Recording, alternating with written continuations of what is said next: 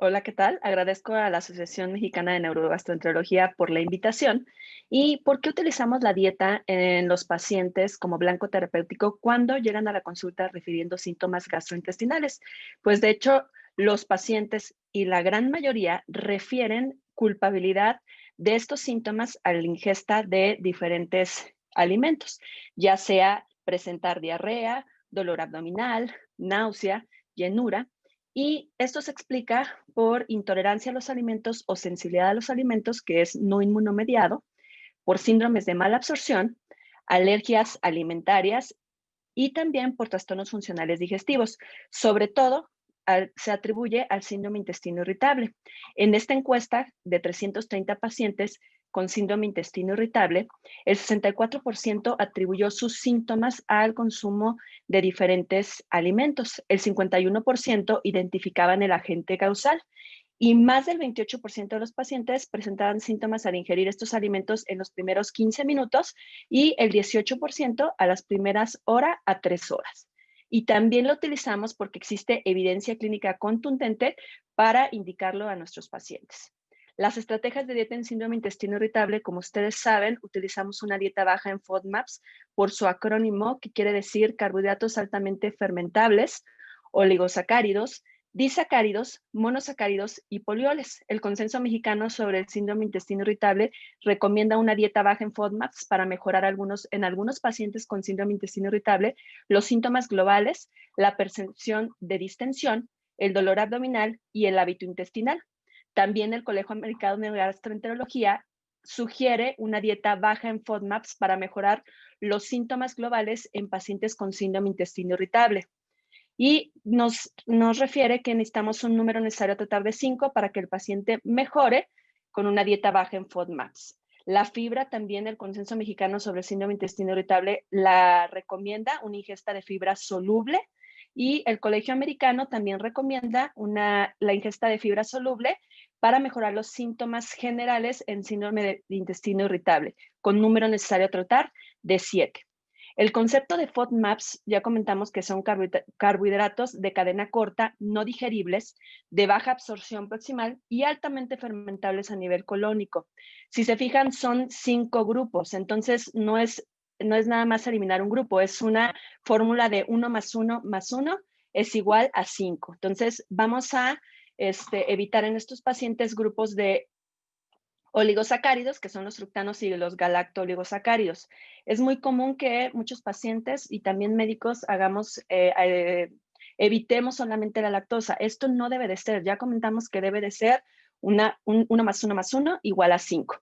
¿Y qué es lo que pasa en pacientes sanos? Se ha visto que en estudios de resonancia magnética se les da estos compuestos a tomar a los pacientes, se les toma una resonancia magnética y se ve cómo, por ejemplo, en el caso de que consumen fructosa, hay un aumento del 20% mayor de retención de agua en intestino delgado. Y a nivel colónico se sabe que hay mayor producción de gas por pruebas de aliento en pacientes que consumen FODMAPs en alta cantidad, pacientes sanos y pacientes con síndrome intestino irritable, en comparación con los pacientes que consumen FODMAPs en baja cantidad. Aquí la diferencia es que el paciente con síndrome intestino irritable refiere molestias porque tiene hipersensibilidad visceral. La probabilidad de presentar intolerancia a la lactosa es mayor en síndrome intestino irritable, pero no existe una diferencia en absorción deficiente entre síndrome intestino irritable versus sanos. Esto se explica por hipersensibilidad visceral. Existen metaanálisis y revisiones sistemáticas de la eficacia de la dieta de FODMAPs en síntomas gastrointestinales y SII. En estos dos metaanálisis podemos ver cómo en 6 ensayos clínicos controlados y 16 de intervención en el estudio de Marsh mejoraron los síntomas, los scores de síntomas globales de SI, dolor abdominal, distensión y síntomas globales. También en metaanálisis que comparan una dieta baja en FODMAPs contra dieta habitual, alta en FODMAPs y simulada, también se observó mejoría en dolor abdominal y algo que es muy importante, mejoría en la calidad de vida de nuestros pacientes. Recordemos que la implementación de la dieta baja en FODMAPs debe de ser llevada por un nutriólogo experto porque es complicada. Lleva 3 fases, una fase de restricción en donde se evita completamente los FODMAPs por 4 a 6 semanas. Si el paciente no mejora, se para la dieta. Y la siguiente fase, si mejora el paciente, es la fase de reintroducción, la fase 2, y la fase 3 de personalización, que es donde vamos a empoderar a nuestros pacientes. Existen estudios de fase 1, es decir, de restricción de FODMAPs, ensayos clínicos controlados, versus otras dietas NSI con un tiempo, fíjense cómo es corto, de 21 días a 4 semanas. Hay estudios en Estados Unidos, en Australia y en Gran Bretaña, en donde se compara contra dietas habituales, dietas australianas, dieta NICE modificada y dietas simuladas, y donde podemos observar que hay mejoría significativa con una dieta baja en FODMAPs de dolor abdominal, distensión y mejoría en la calidad de vida.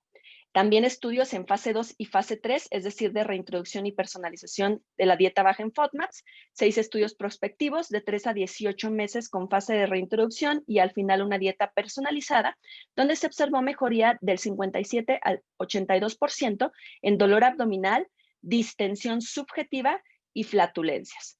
Por otro lado, no existe evidencia para evitar el gluten en pacientes con autopercepción de sensibilidad al gluten no celíaco. Recuerden que el trigo se compone por proteínas, que es el gluten, y también por algunas albúminas, que son los inhibidores de amilasa y tripsina, y carbohidratos. Los carbohidratos contienen fructanos, que son la base también de la dieta baja en FODMAPs. Entonces, es por eso que los pacientes refieren síntomas gastrointestinales al consumir cantidades altas de gluten. No excluir el gluten en pacientes con autopercepción de sensibilidad al gluten no celíaco. Ya sabemos, este es un ensayo cruzado doble ciego placebo controlado de 40 pacientes con síndrome de intestino irritable con sensibilidad al gluten no celíaco. Se les dio una dieta alta en gluten, baja en gluten y solo de proteína. ¿Qué se vio durante la reexposición por 3 días? Los síntomas de los participantes aumentaron en niveles similares entre ambos grupos. También se sabe por ensayos cruzados doble ciego placebo cruzado que los pacientes que consumen fructanos contra dieta baja de gluten y alta, también los pacientes que consumieron grupos de fructanos refirieron mayores síntomas globales contra placebo y contra gluten. No hubo diferencia de placebo contra gluten. En estreñimiento funcional recomendamos el consumo de fibra de 20 a 30 gramos al día y la recomendación de la Organización Mundial de la Salud son 20 gramos de fibra al día. Existen ensayos clínicos controlados en donde se les dan ciruelas a los pacientes y se observa que aumenta la frecuencia de las evacuaciones contra el grupo control, una dosis de 80 gramos al día contra 120 gramos al día. No obstante, no hay aumento en el tránsito colónico. Otros estudios comparan el consumo de fibra en la dieta, ciruelas contra psyllium plántago, y también se ve aumento en la escala de mejoría en la escala de Bristol, 3.2 versus 2.8, y en el número de evacuaciones completas espontáneas con el uso de ciruelas y de psyllium plántago. Sabemos que existen metaanálisis que apoyan el uso de fibra en estreñimiento funcional, 7 ensayos clínicos controlados a favor del uso de fibra soluble a una dosis mayor a 15 gramos. Y por último, en dispepsia funcional, la mayoría de los pacientes refieren inducción o empeoramiento de síntomas posterior al consumo de ciertos alimentos. Se debe identificar a los pacientes susceptibles e individualizar la dieta. ¿Qué es lo que debemos de indicar? Ingerir comidas en cantidades pequeñas, disminuir los alimentos con elevado contenido de grasa, pero recordar que la evidencia científica es insuficiente, solo existen estudios observacionales. En conclusiones, en pacientes con síndrome de intestino irritable existe evidencia para recomendar una dieta baja de FODMAPs por un nutriólogo experto, la ingesta de fibra soluble como psyllium plántago para mejorar síntomas globales en SII. No se recomienda la exclusión de gluten en pacientes con SI ni lácteos de manera aislada. En estreñimiento funcional hay que aumentar la ingesta de fibra en la dieta de más de 20 gramos al día, y en dispepsia funcional las modificaciones dietéticas deben hacerse de manera individual. Muchas gracias.